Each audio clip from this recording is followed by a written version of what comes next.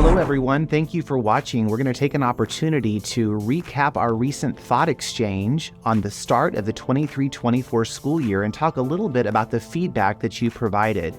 We had more than 1,500 people provide thoughts about how the school year started, things that went well, and opportunities to improve. And we're so pleased that Dr. Lathan is joining us today to talk about your feedback.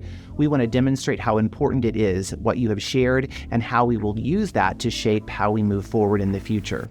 So thanks for joining us, Dr. Lathan. Let's start with you just sharing your thoughts on how the school year has started and a message you have for our families and our staff. Thank you. It was a great opening to the 23-24 school year.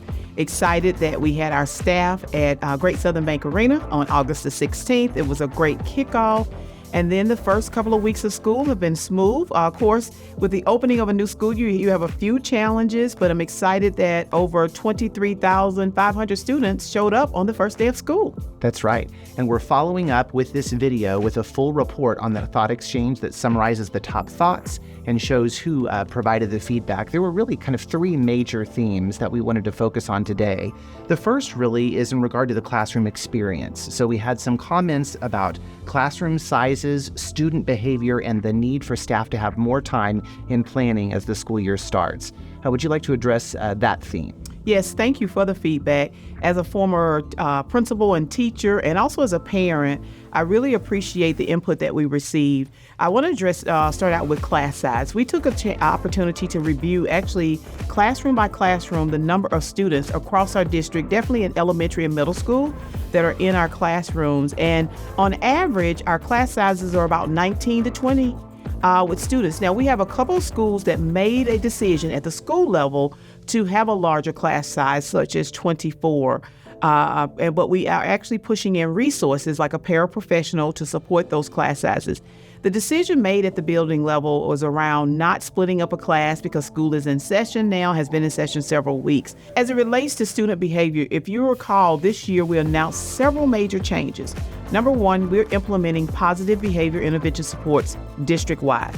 Pre-K through 12th grade, our students at the beginning of the school were taught behaviors on how behavior should look in the classroom, cafeteria, the gym, outside on the playground, also on the bus. And so we're really focused on discipline. We also sent home, and so parents, if you have not sent that form back, I need that form back. We sent the student handbook home to every parent in the district this year.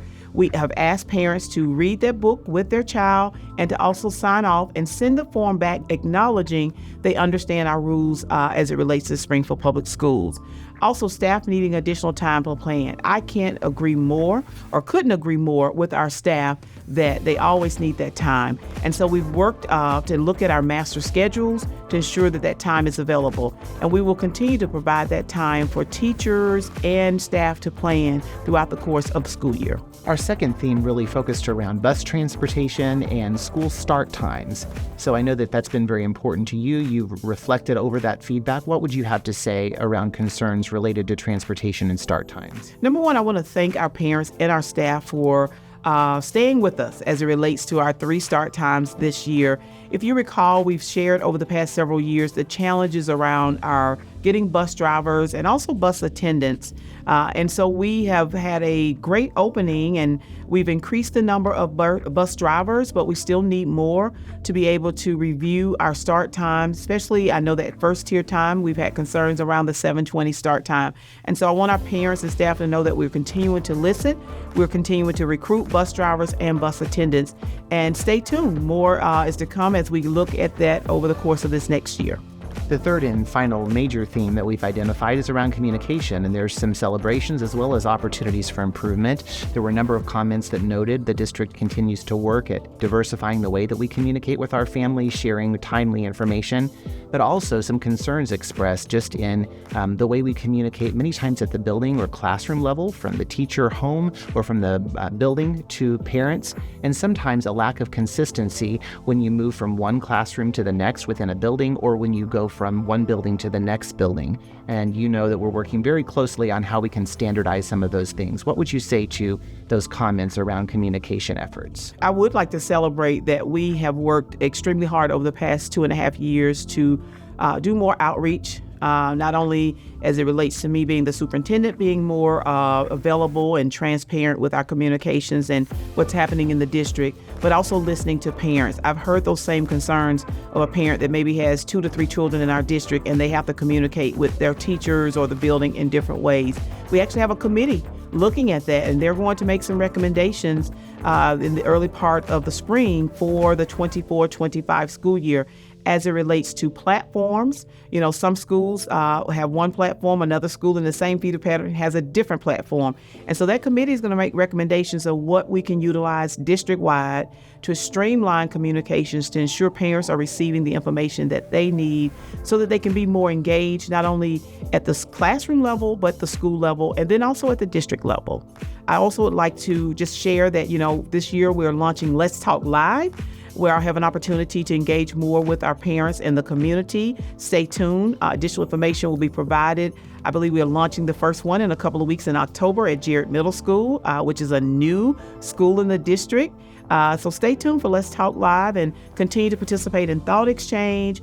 But also SPS University is right around the corner, November 16th at Glendale High School. And we want you to join us. So we'll be developing that agenda based on feedback that's coming in right now.